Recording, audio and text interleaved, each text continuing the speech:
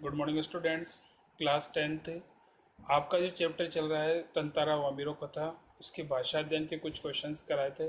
कुछ क्वेश्चंस इस प्रकार हैं। लास्ट जो आपको कराया था वो विलोम शब्द थे, और जैसा कि उसी को मैं रिपीट कर रहा हूँ। भय, अभय, सभ्य, असभ्य, तरल, शुष्क, सुखद, दुखद, मधुर, कटु, मूक, मुखर, और लास्ट था उपस्थित, अनुपस्थित। नेक्स्ट नंबर आप क्या है, पर्यायवाची शब्द।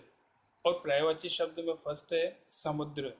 आंसर है सिंधु, सागर, रत्नाकर। सिंधु, सागर, रत्नाकर। नेक्स्ट नंबर 2, आंख, नेत्र, नयन, चक्षु। नेत्र, नयन, चक्षु। थर्ड, दिन, वार, वासर, दिवस। नेक्स्ट नंबर 4, अंधेरा, तम, तिमिर, अंधकार। तम, तिमिर, अंधकार।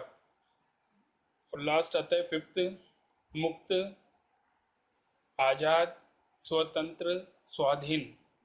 आजाद, स्वतंत्र, स्वाधीन।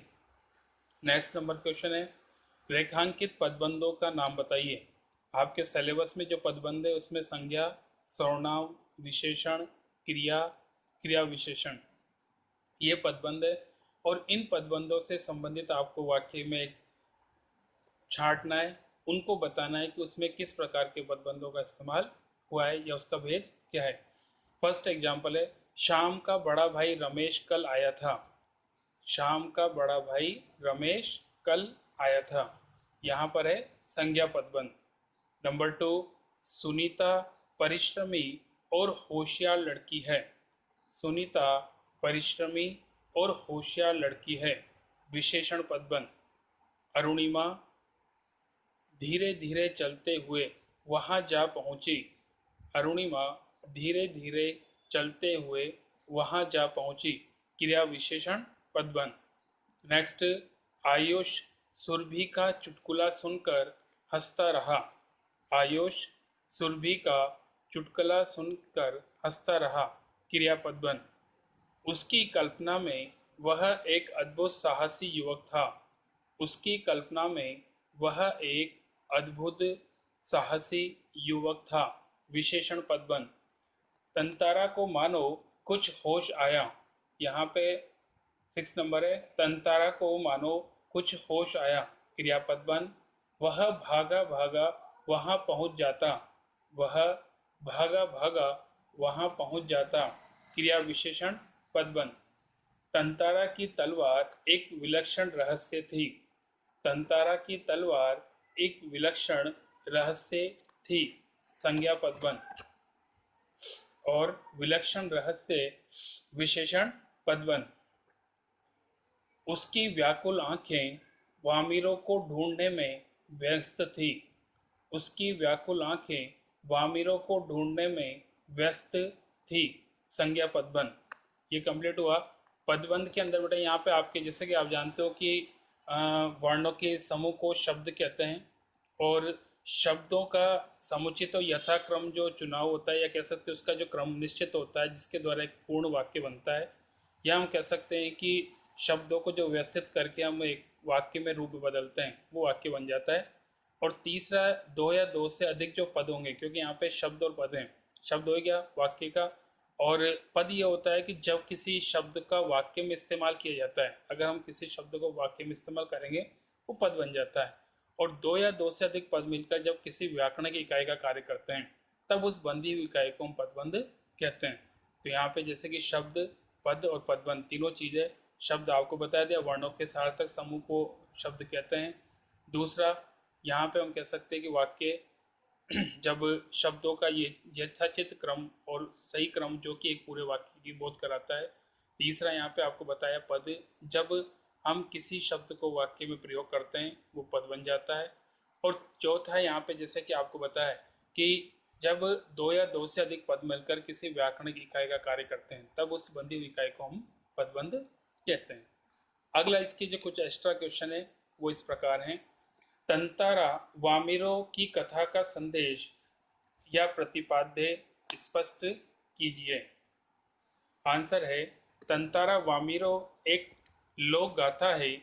इसमें यह संदेश दिया गया है कि प्रेम को किसी भी बंधन या सीमाओं में बांधना उचित नहीं है। यदि कोई गांव, प्रदेश या क्षेत्र प्रेम को पनपने के लिए खुला अवसर नहीं देता, तो इससे सर्वनाश होता है। धरती पर भेदभाव बढ़ते हैं, बटी हुई धरती और अधिक बढ़ जाती है। इससे मानवता का क्षय होता है, भावनाएं खंडित होती है। अतः गांव, प्रदेश या अन्य क्षेत्र की संकीर्ण परंपराओं को तोड़कर हमें उदारता के साथ सबको अपनाना चाहिए। यहाँ पे जैसे कि आपको बताया कि तंतारा वामिरों का जो संदेश है वो यही है कि व्यक्ति को परंपराओं में, वो भी ऐसी परंपरा जो मनुष्य के विकास में बाधक है, उनका टूट जाना अच्छा है, क्योंकि मनुष्य के जीवन से बढ़कर कोई परंपरा नहीं होती है। नेक्स्ट क्वेश्चन आता है, तंतारा का चित्रण कीजिए। आंसर है तंतारा एक आदर्श नायक है। एक नायक में जो जो गुण होने चाहिए वे सब उसमें विद्यमान है। वह शरीर से सुंदर, बलिष्ठ और आकर्षक है। लोग देखते ही उसकी तरफ आकर्षित होते हैं। वामिरो भी उसे देखकर पहली ही नजर में मुग्ध हो गई थी।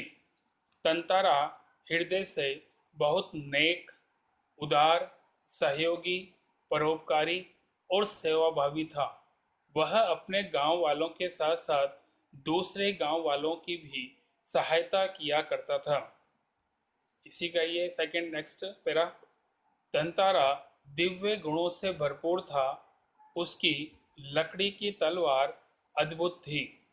वह अपनी तलवार से कोई अत्याचार नहीं करता था। उसने अपनी तलवार का प्रयोग समाज की सड़ी गली परंपराओं को तोड़ने के लिए किया। Next para.